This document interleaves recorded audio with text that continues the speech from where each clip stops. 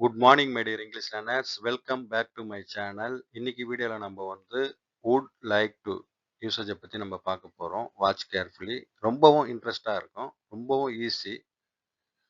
நான் ஆங்கிலம் பேச விரும்புகிறேன். இதை எப்படி ஆங்கிலத்தில் நம்ம சொல்லுவோம்? ஐ வுட்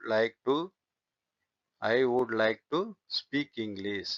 நான் ஆங்கிலம் பேச விரும்புகிறேன். நான் உங்களுக்கு நன்றி சொல்ல விரும்புகிறேன். I would like to thank you.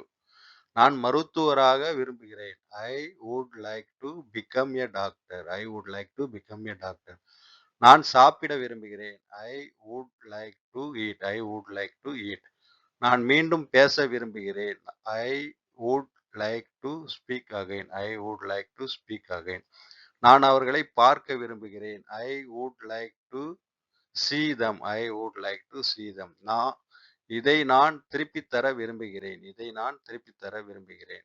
I would like to return this. நான் அங்கு செல்ல விரும்புகிறேன்.